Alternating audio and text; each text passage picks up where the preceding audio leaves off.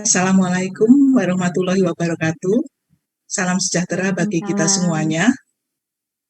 Selamat sore Bapak Ibu, saya Anastasia Trisusiati yang akan memandu webtalk sore ini.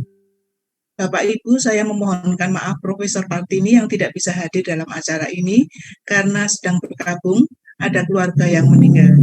Innalillahi wa innalillahi rajiun, ikut berduka cita. Sore ini beliau akan digantikan oleh Dr. Andes Ida Fajardianto, PhD. Selamat datang Dr. Ida dan Prof. Junaidi yang akan menyampaikan paparannya melalui webtalk dalam rangka mendukung pengukuhan kepengurusan keagama MIP. Tema kita kali ini adalah informasi, disinformasi, dan masyarakat literasi. Sebelum memulai acara, perkenankan saya mengutip apa yang pernah disampaikan oleh Profesor Joko Saryono beberapa waktu yang lalu bahwa tahun 2021 adalah tahun informasi dan tahun literasi, di mana di dalamnya terjadi banjir informasi yang sering mengakibatkan disinformasi. Diperlukan masyarakat literasi dan peran serta masyarakat membantu bangsa memajukan literasi di Indonesia. Menyimak paparan yang akan disampaikan oleh kedua narasumber kali ini bagi saya seperti kembali 11 tahun yang lalu ketika menjadi mahasiswa. Dr. Ida yang selalu membuat kita melompat dengan isu-isu terkini dan Prof. Jun dengan masyarakat informasi pasti akan sangat menarik bagi kita. Tetapi sebelumnya perkenankan saya menyampaikan ringkasan. Ya ringkasan karena sebagian kecil dari CV beliau berdua. Bahkan Pak Ida sudah mewanti-wanti jangan banyak-banyak loh, gitu ya. Baik, narasumber yang pertama adalah Profesor Insinyur Ahmad Junaidi, MURP PhD, yang berkiprah sebagai dosen dan konsultan di bidang perencanaan wilayah dan kota di Prodi Arsitektur, sekaligus beliau adalah dosen MIP UGM. Area keahlian beliau adalah Strategic Planning, Planning Information System, dan Smart City. Keahlian di bidang sistem informasi ini sangat mempengaruhi bagaimana mahasiswa MIP harus tahu mengenai teknologi-teknologi baru yang harus dikuasai. Sebagai narasumber kali ini, beliau mengusung tema informasi, disinformasi, dan peran pustakawan di masa pandemik. Kami persilahkan Bapak Prof. Jun, kami persilahkan Bapak Prof. Kami persilahkan Prof. Jun untuk menyampaikan paparannya selama 30 menit ke depan. Monggo disilahkan. Matur nuwun, ini kesempatan reuni ya. Teman-teman semua, Assalamualaikum warahmatullahi wabarakatuh. Waalaikumsalam. Waalaikumsalam warahmatullahi wabarakatuh, Prof. Selamat sore apa siang ini ya. Mungkin kalau bisa ketemu muka sebetulnya lebih ramai ya, karena kita ya tadi reuni itu sebetulnya kalau reuni itu kalau seminar kayak gini nggak usah serius-serius gitu ya. Jadi saya juga mungkin tidak terlalu serius apa yang saya bicarakan, jadi cuma sedikit saja. Saya akan share screen ya.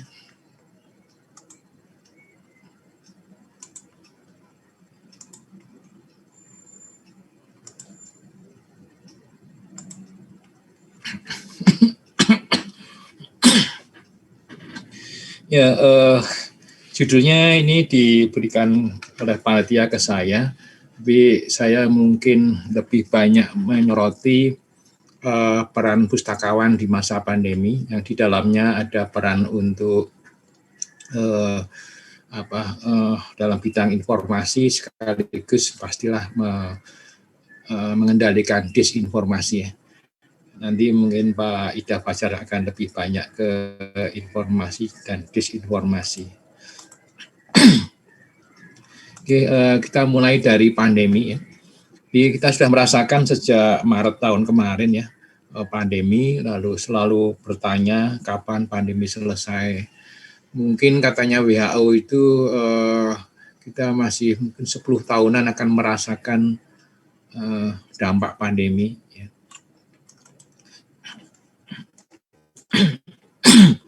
Vaksinasi sudah berjalan ya, dan mudah-mudahan kurva positif itu melandai ya, lalu pandemi mereda gitu ya, mungkin tidak habis sama sekali ya, kita akan merasakan bahwa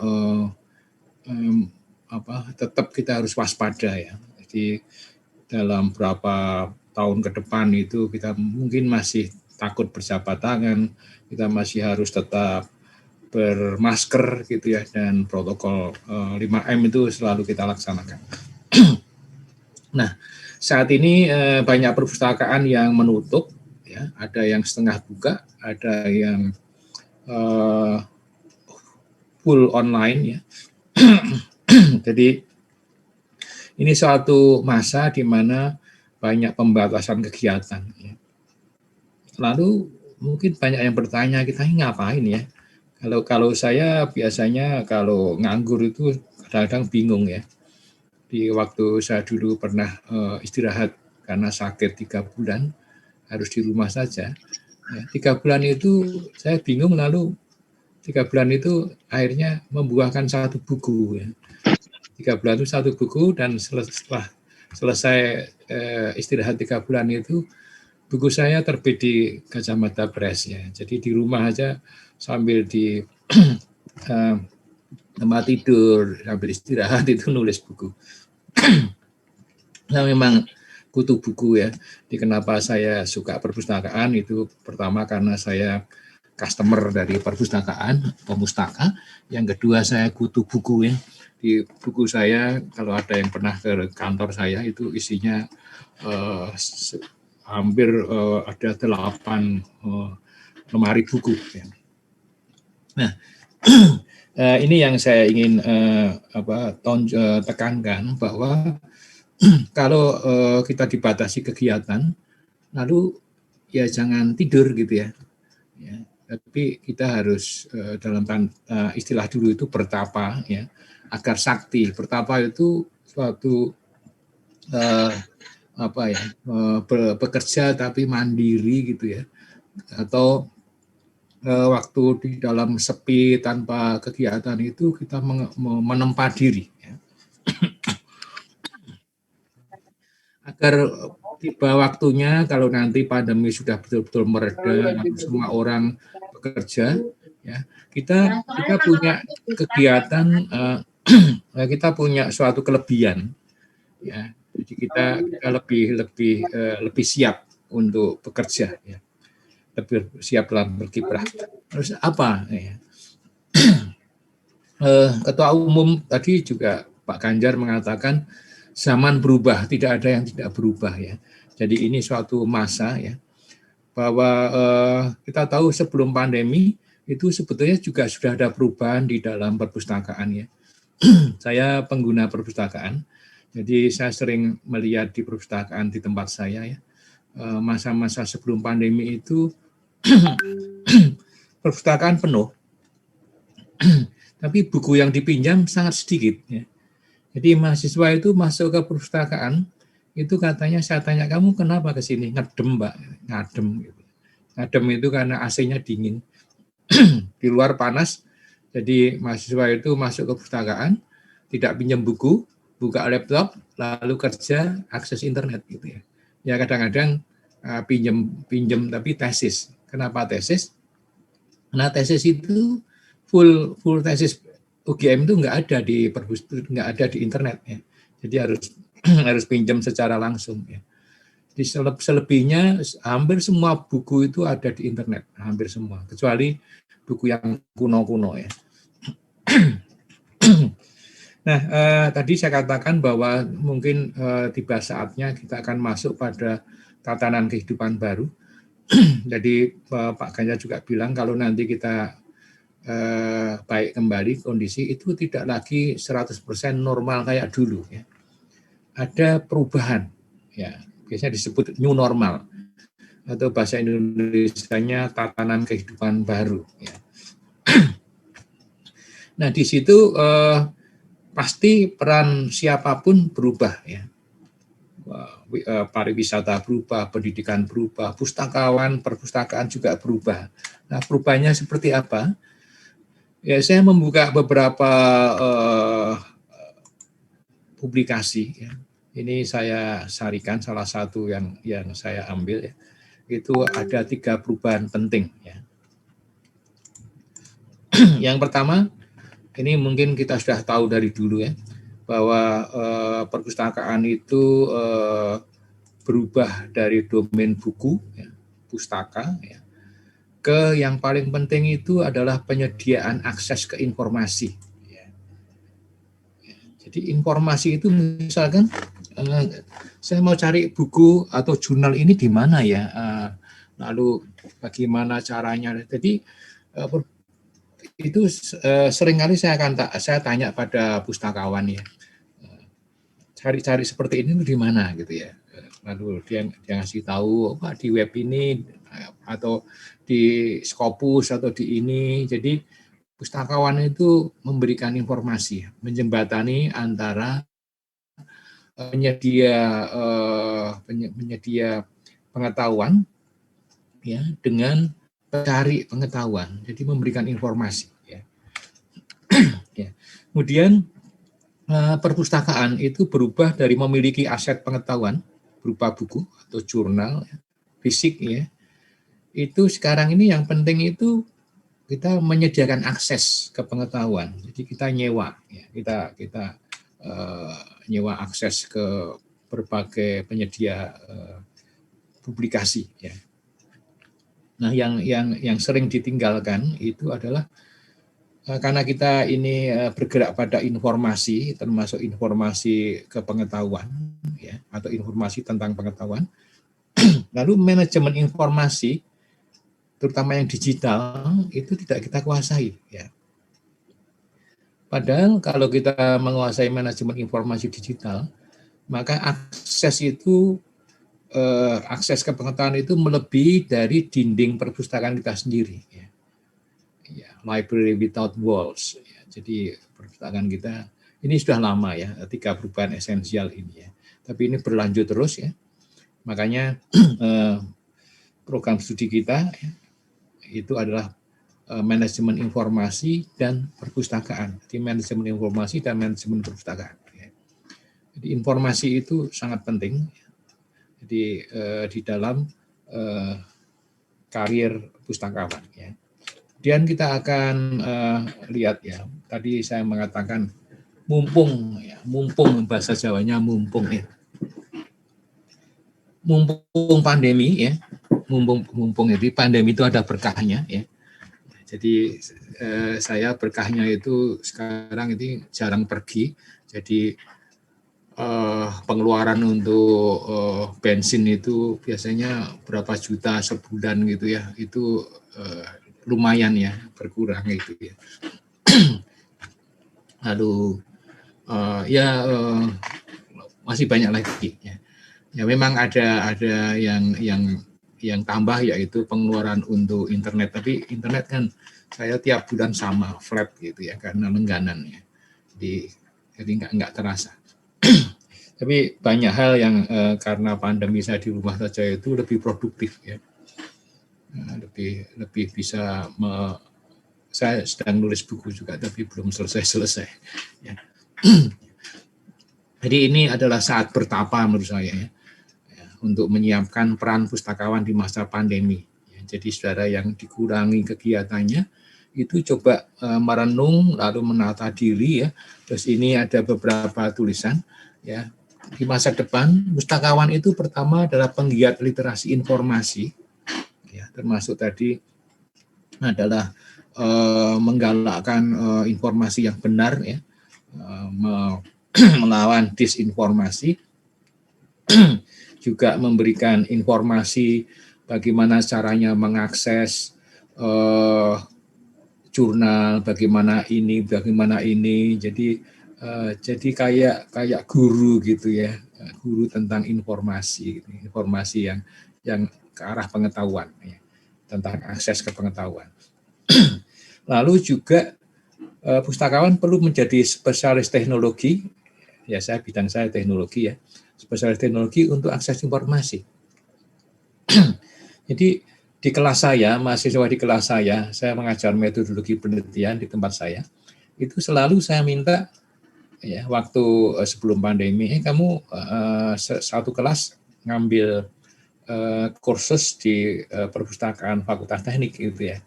Karena di sana Pak Purwoko gitu ya, alumni kita itu menyediakan mengajarkan tentang teknologi untuk mendukung penelitian ya. Jadi bagaimana mencari dengan memberi informasi, mencari tentang pengetahuan, lalu kalau pengetahuan sudah di-download, ditaruh di mana, dengan apa, dengan Mendeley, lalu kemudian waktu ini menulis dengan MS Word, lalu kemudian pakai mengoptimalkan MS Word dan sebagainya, banyak sekali ya.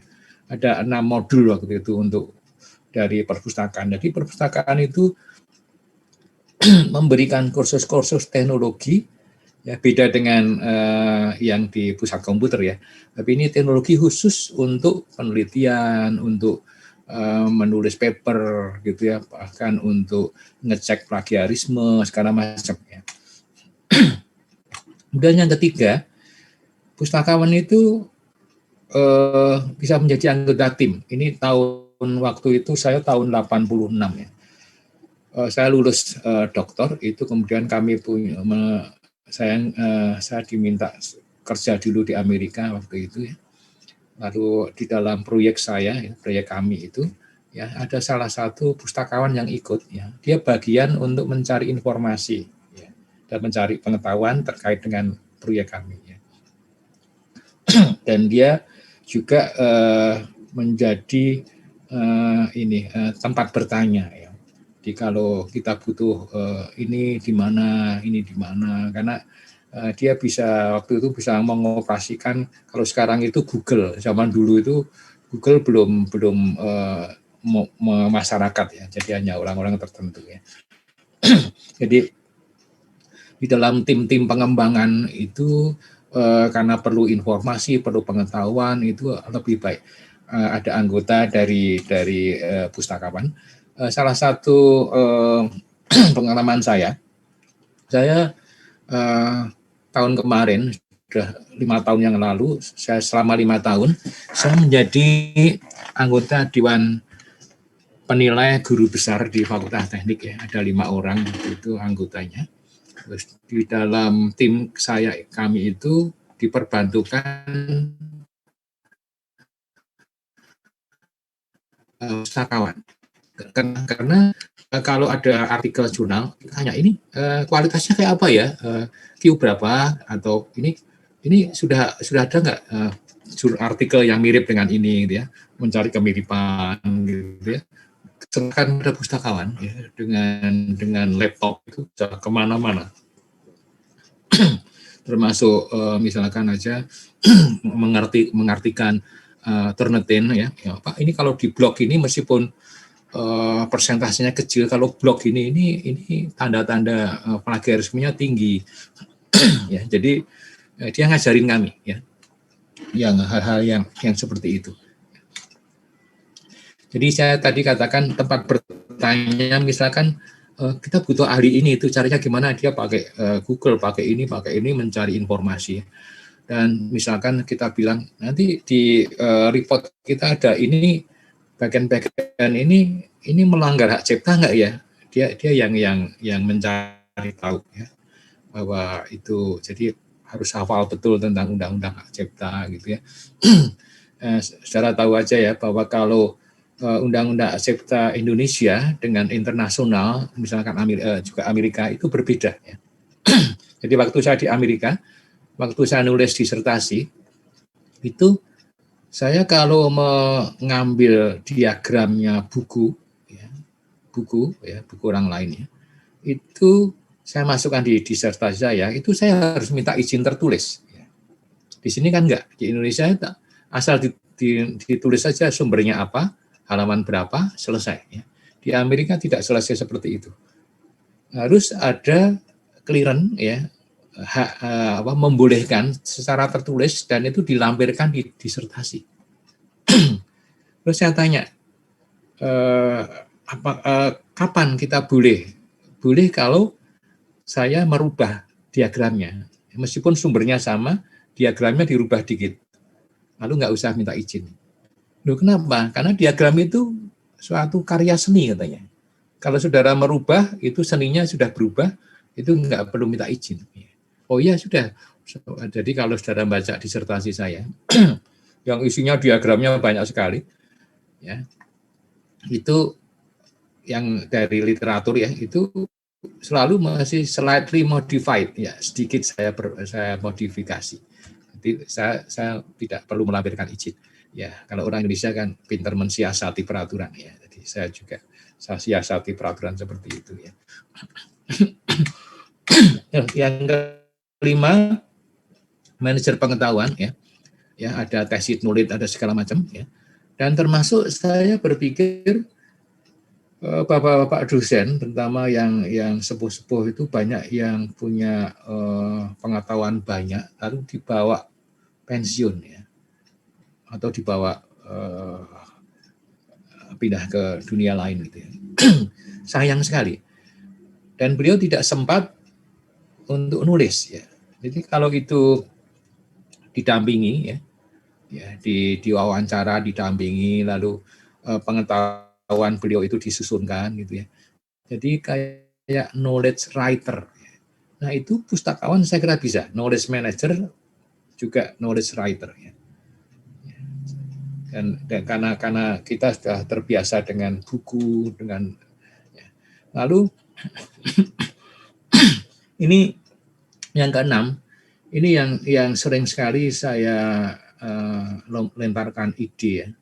Tapi saya kira ini nggak tahu apakah sekarang juga ditangkap apa enggak ya. Misalkan aja kedokteran ya. Pustakawan kedokteran ya, itu sangat spesialis ya. Kenapa? Ya karena dokter-dokter itu sangat tergantung pada artikel spesialisasi tertentu gitu ya. Dan database klinis ya, kasus-kasus klinis ya. Dan itu dibantu oleh pustakawan spesialis kedokteran ya. Di tempat saya aja saya kepengen ada pustakawan spesialis arsitektur ya. Dia mungkin waktu sekolahnya S2-nya itu ngambil beberapa teori arsitektur ya.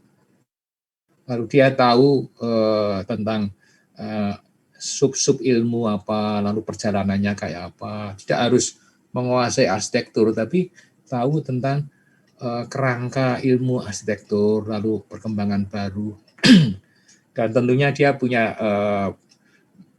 pandai metode misalkan science mapping, lalu apa itu untuk memetakan hubungan antar ilmu yang sedang berkembang dan sebagainya. Dan pustakawan yang seperti itu kalau rapat dosen tentang pengembangan ilmu, kami panggil gitu ya. Tolong tiap semester itu kita panggil, perkembangan semester ini kayak apa sih ilmu kita ini berkembang kayak apa ya? Menurut peta keilmuan yang berkembang dari pengolahan big data tadi ya. Jadi mungkin juga MIP bisa punya kelas khusus MIP spesialis pustakawan kedokteran gitu ya. Beberapa SKS ngambil dari teori-teori kedokteran gitu ya. Jadi dia akan ahli ya, pustakawan khusus ya. Nah itu kalau itu diwadahi gitu ya, beberapa perkembangan baru ke masa depan, tidak harus semuanya ya, sebagian gitu ya. Itu saya kira kita akan eksis, tapi ya itu ya. Pertama kurikulum harus dirubah, yang keduanya itu rektor, wakil rektor dan yang memberikan izin bahwa perpustakaan itu berubah itu perlu paham ya bahwa perpustakaan itu tidak lagi seperti yang masa lalu ya, tapi kita berubah apalagi setelah pasca pandemi yaitu new normal, tatanan kehidupan baru itu kita beda sekali ya. Jadi suatu ketika pada saatnya pandemi mereda, semua orang bangkit kembali ya. Itu yang lebih dulu dan lebih mampu menyiapkan diri untuk berubah ya. Yang lebih mampu mengantisipasi perubahan itu akan tetap eksis dan lebih berdaya saing ya. yang lain merangkak, kita sudah lari ya, karena dari sekarang saat bertapa sekarang ini kita sudah menyiapkan diri ya. Makanya saya pernah bicara sama Pak Ida, Bu Safira, yuk kita ngobrol-ngobrol yuk tentang perpustakaan masa depan yuk. Ya, saya bukan ahli perpustakaan, tapi saya concern sekali terhadap perkembangan perpustakaan gitu ya. Jadi Pak Ida, Bu Safira ini kan ahlinya tentang perpustakaan gitu ya. Jadi saya hanya concern saja, tapi saya kira kita harus berubah seperti tadi Pak Ganjar bilang ya, kita harus berubah ya. Oke, saya kira itu paparan saya ya, yang hanya secuil saja ya, jadi tidak terlalu serius ya. Saya hanya mengajak dalam masa bertapa ini, mari kita menyiapkan diri untuk menyongsong masa depan ya, supaya kita tetap eksis dan berdaya saing. Saya kira gitu, matur nuwun. Terima kasih. Wassalamualaikum warahmatullahi wabarakatuh. Saya kembalikan ke moderatornya. Terima kasih Prof. Jun, menarik sekali paparannya. Ya Bapak Ibu, perkenankan saya menyampaikan beberapa poin yang tadi bisa saya tangkap apa yang disampaikan oleh Prof. Jun. 3 hal yang berubah pada saat perpustakaan dibatasi kegiatannya di masa pandemi. Perubahan dari domain buku ke penyediaan akses ke informasi, perubahan dari memiliki aset pengetahuan ke penyediaan akses ke pengetahuan, perubahan dari layanan pustaka menjadi manajemen informasi untuk layanan akses ke pengetahuan. Kan perannya menjadi berubah. Kemudian disampaikan juga bagaimana pustakawan harus siap berperan sebagai penggiat literasi informasi, spesialis teknologi untuk akses informasi, tim pengembangan ilmu dan pembelajaran, konsultan informasi, manajer pengetahuan, dan subjek spesialis. Perubahan ini menjadi trigger supaya pustakawan mampu menjadi garda terdepan dalam memajukan pustakawan di Indonesia.